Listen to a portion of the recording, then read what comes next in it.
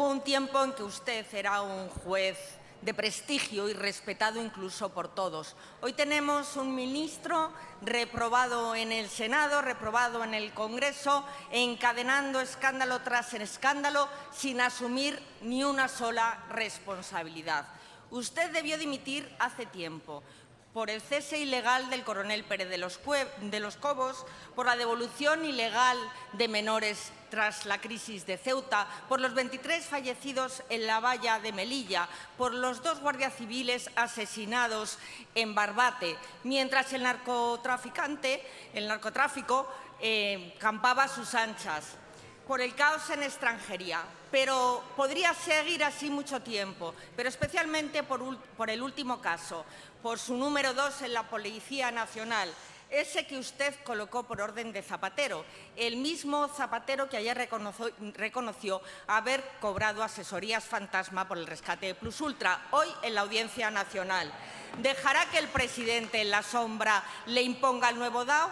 ¿Qué más tiene que ocurrir para que usted dimita? ¿Esa es la responsabilidad política que usted tiene?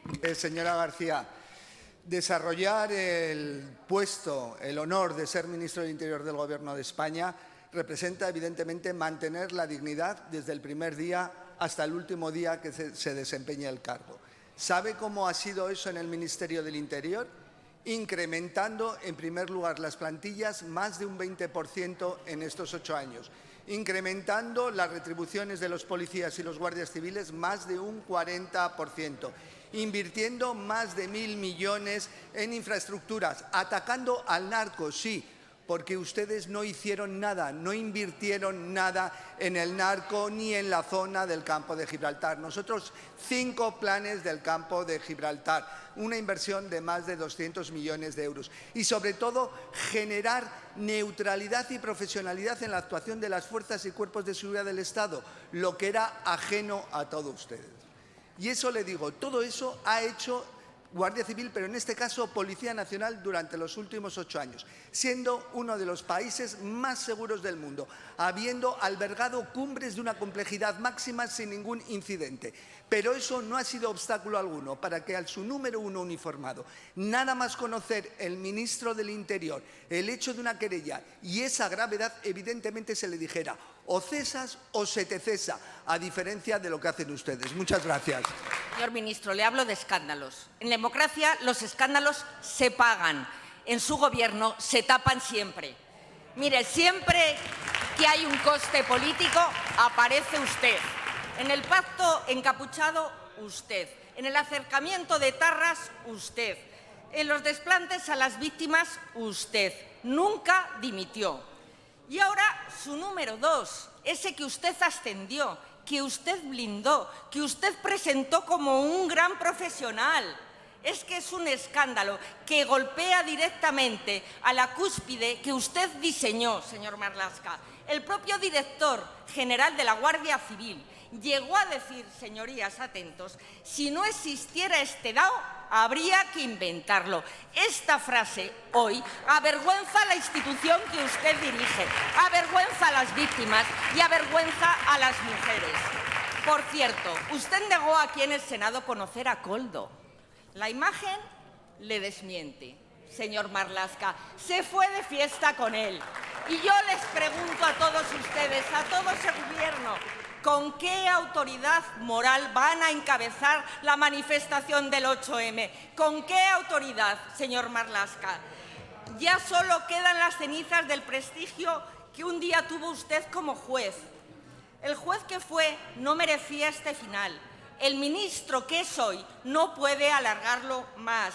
Ahórrese su sufrimiento personal. Ahórreselo también a los españoles, porque esto no es una cuestión de aguantar, es una cuestión de saber irse. Váyase, señor Marlaska. Señor presidente, señora García, sigue igual. Ruido, bulos, mentiras, falta de respeto. Ruego silencio, señorías. Silencio, señorías. Señor ministro, prosiga.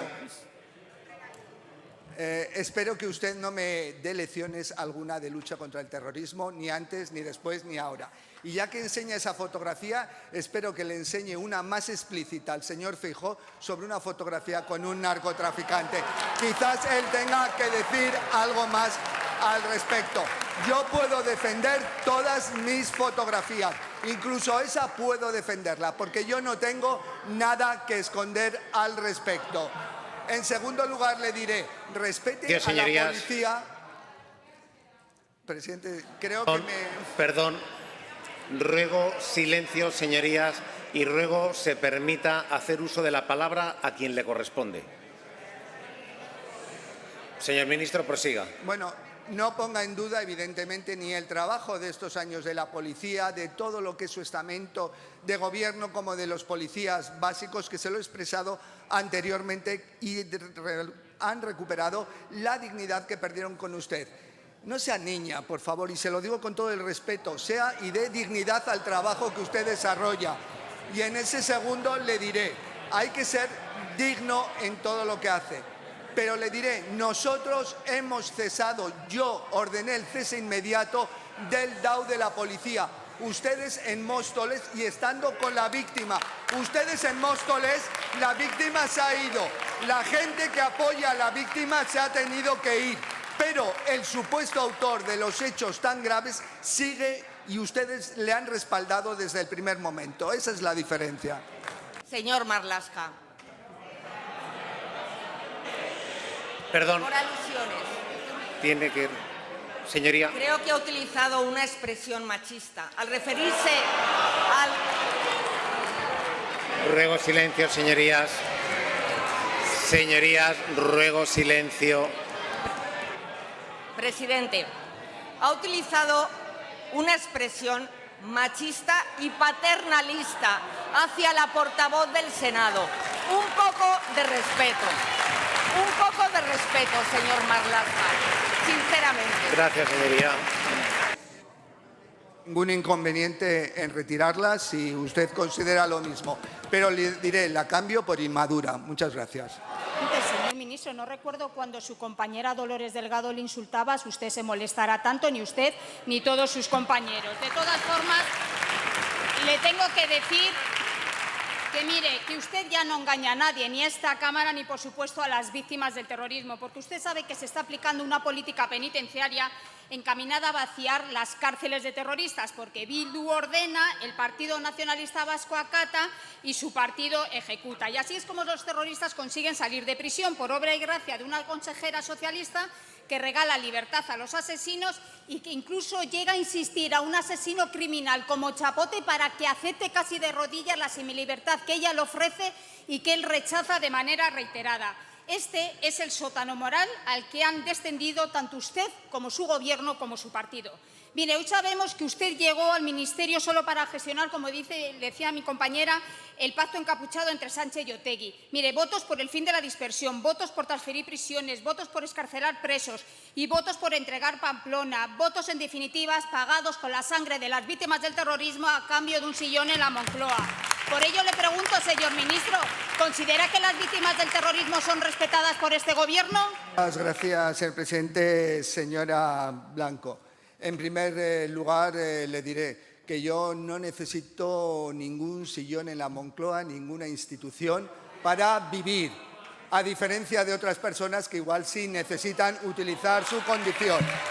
Yo quizás por mi esfuerzo personal y el esfuerzo de mi familia pude realmente labrarme un futuro también dentro de las instituciones públicas, donde también luché, como ha hecho usted, contra los terroristas y, evidentemente, defendiendo a las víctimas. Pero lo que no puede valerse usted como víctima del terrorismo es para mentir a las víctimas del terrorismo y mentir a la sociedad española. El cumplimiento de las penas en nuestro sistema, también respecto a los terroristas, tiene un cumplimiento administrativo, pero siempre bajo el control judicial. No se concede un tercer grado, no se concede un 100.2 sin que haya una autorización judicial al respecto. Con lo cual no mienta, con lo cual si están concedidos esos terceros grados y son firmes, en ese sentido es porque la autoridad judicial ha visto y ha observado que los requisitos legales se han cumplimentado. Mire, la verdad y la dignidad de la justicia de las víctimas no se realiza mintiendo a las víctimas y a la sociedad, sino realmente trabajando por esa memoria y trabajando por ellas. Centro Memorial Víctimas del Terrorismo, más unidades didácticas, más incremento de todas las subvenciones y ayudas a las asociaciones de víctimas del terrorismo, un nuevo centro de víctimas del terrorismo que ya está proyectado en Madrid. Eso es realmente verdad y dignidad y justicia para las víctimas, pero nunca utilizarlas, nunca mentirlas y nunca servirse de las víctimas. Muchas gracias. Señor ministro, es verdad que su bajeza moral es infinita. Yo lo he demostrado con su vergonzosa intervención. Mira, le puedo asegurar que si usted tuviera el más mínimo respeto a las víctimas del terrorismo, hoy por dignidad no estaría ocupando ese sillón azul. Porque escúcheme bien, ¿sabe lo que usted ha hecho a las víctimas? Nos ha fallado. ¿Recuerda usted las palabras que dijo en el Congreso? Nos ha fallado. Y mire, le puedo asegurar que no hay respeto cuando Gaddafi, condenado por 20 asesinatos, entre ellos un niño de 2 años, disfruta de semilibertad gracias al Partido Socialista y usted callados. Le puedo asegurar que no hay respeto cuando Cherokee, condenado a 400 años, sale cada mañana sin mostrar arrepentimiento y usted callado. Le puedo asegurar que no hay respeto cuando Kantauri pasea libremente por las calles gracias a que usted firmó con su puño y letra la semilibertad en el año 2024. Por eso usted ahora calla. Y por supuesto que no hay respeto a las víctimas cuando Zapatero elogia sin el más mínimo pudor a los herederos de ETA, a Bildu, delante de una víctima del terrorismo, de María Caballero, como ocurrió aquí ayer en el Senado. Mire, si hoy usted tuviera respeto a las víctimas del terrorismo, hoy le pediría perdón a la señora Caballero por las vergonzosas palabras del señor Zapatero. Y mire, ¿sabe lo que le está pasando? Lo que está pasando no es ni convivencia, ni normalización, ni todas estas cosas que a ustedes les encanta decir. Lo que está ocurriendo es una amnistía encubierta, tal y como están diciendo las asociaciones de víctimas. La VT lo dice Covite y lo peor, lo celebran los terroristas. ¿Y sabe por qué lo están celebrando? Porque están retorciendo la ley para conceder impunidad a asesinos, sí, asesinos. Y mire, señor Marlaska, de verdad. Por cierto, le tengo que decir una cosa. El Centro Memorial ustedes lo inauguraron, pero ¿sabe quién lo puso en marcha? El Gobierno del Partido Popular, que no lo pudimos inaugurar por la moción de censura, pero lo hizo, puso en marcha el Centro Memorial. Ustedes solamente inauguraron. Mire, su legado solamente es el de soltar a terroristas. Por ello, hoy le vuelvo a pedir que dimita, para que al menos las víctimas podamos vivir el duelo con paz y con dignidad. Por cierto, una dignidad que usted perdió y traicionó el mismo día que usted cambió la justicia por unos miserables votos manchados de sangre. Señora Blanco, en primer lugar, solo para dejar las cosas claras, el edificio que alberga el Centro Memorial en junio de 2018 era un centro abandonado con humedades y donde corrían las ratas. Ese era el centro que ustedes habían dejado. Si no, me remito, y eso es un dato objetivo. Miren, nosotros con las víctimas, memoria, justicia y verdad. Pero también sabe cómo se trabaja aparte de eso, más subvenciones, más ayudas, centros memoriales. También sabe cómo, luchando contra el terrorismo actualmente, luchando contra el terrorismo internacional, el terrorismo yihadista, para que no vuelvan a ocurrir esos hechos y no solo vivir del pasado. El pasado es importante y sobre todo para un vasco como yo, para la memoria, justicia y verdad y que no se repita, pero siempre mirando al futuro y luchando contra los terrorismos actuales y evidentemente protegiendo a las víctimas. Y no se crean los dueños de la verdad de las víctimas. Las víctimas son tan plurales como es la sociedad. Y quiero terminar con una persona a la que ustedes ayer, desde luego, maltrataron políticamente de una forma indebida, al presidente Zapatero. Que el presidente Zapatero, sí, con su gobierno se puso fin a la barbarie del terrorismo de ETA, mientras que ustedes han utilizado ese terrorismo siempre.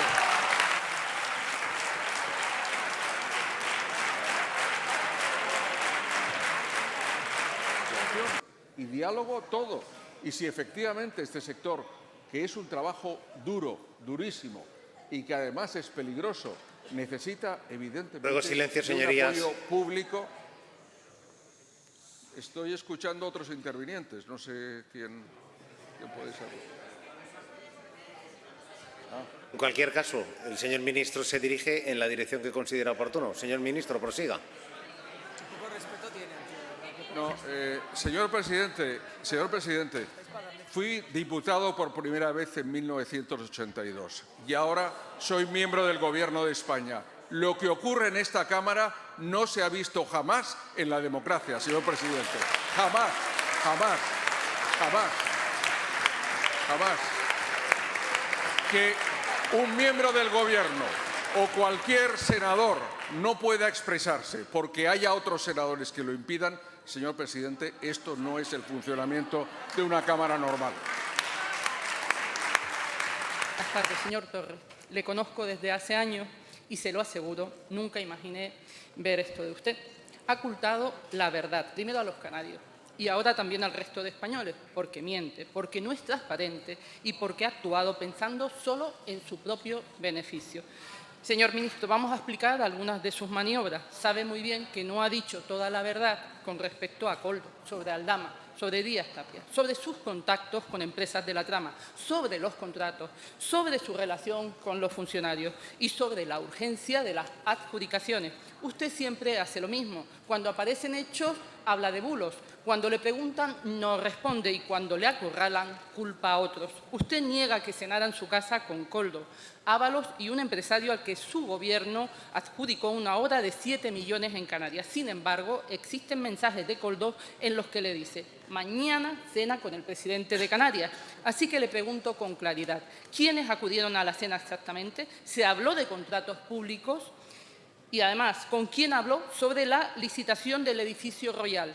¿Alguien tuvo acceso previo a información privilegiada sobre ese pliego? Porque lo que está en cuestión, señor ministro, no es una cena, para nada. Es si se utilizó el poder político para favorecer intereses privados. Usted dice que todo eran contactos institucionales. ¿Por qué Koldo le escribe gracias de corazón por ser una gran persona? ¿Por qué le llama Marqués? Estos mensajes evidencian una relación personal y desprende confianza y complicidad. Señor ministro, ¿dice la verdad en sus comparecencias parlamentarias? Gracias. Presidente, señorías, sí, digo la verdad y vuelvo a repetir que ustedes pretenden resucitar lo que no pueden y solo lo pueden hacer a través de la mentira, de la difamación o el bulo, y lo explico. Lo explico. Semana pasada, un medio digital publica un bulo, una cena que no tuve nunca con ese empresario. Por cierto, no llama a ese medio para contrastar, no le interesa la verdad. Ustedes automáticamente, ¿qué hacen? Expanden y engordan ese bulo, para que posteriormente los que han creado el bulo van a tertulias televisivas, a programas marcianos, para hacer que eso sea todavía mucho más grande, cayendo ustedes y ellos en la más absoluta ridiculez, señorías. Y escuchen bien lo que les voy a decir. Una cena para supuestamente amañar un concurso que 4 días después se iba a fallar. ¿Por quién? Por el órgano de contratación de quien estaba conmigo en ese cargo en el Gobierno de Canarias, que sigue estándolo en el actual Gobierno de Canarias, con ustedes, con el Partido Popular, una magnífica alto cargo, y que según la consejera de Hacienda del Gobierno de Canarias, su compañera Matilde Asián, el concurso es impecable e impoluto. Entonces, si para ustedes esto es un amaño y para la consejera Matilde Asián es impecable, ¿van a pedir ustedes la dimisión de Matilde Asián, señoría? Si todo es falso, si todos son bulos, ha presentado ya querellas contra los medios de comunicación que han investigado y destapado su tejemaneje, y contra Aldama y contra Koldo por difundir mensajes privados. Señor Torres, ni una explicación convincente. Se está comportando como un auténtico trilero. Está jugando a esconder sus principios bajo unos cubiletes. ¿Dónde está la bola, señor Torres? ¿Dónde está? Usted afirmó que ya no tenía relación con Koldo y se publican mensajes de enero del 2024 en los que incluso le invita a tomar café en el Ministerio un mes antes de su detención. ¿Por qué mintió sobre su relación con Koldo? Se ha dejado los principios por el camino, señor Torres, y eso implica que debe asumir la responsabilidad de no haber estado a la altura de sus cargos, ni como presidente de Canarias ni como ministro. Es inadmisible que siga en su puesto. Cuando un político decide comportarse como un trilero, solo le queda dimitir. Y usted lo sabe, aunque hoy esté mirando para otro lado. Señor Ángel Víctor Torres, ya no queda ni rastro de su credibilidad. Muchas gracias.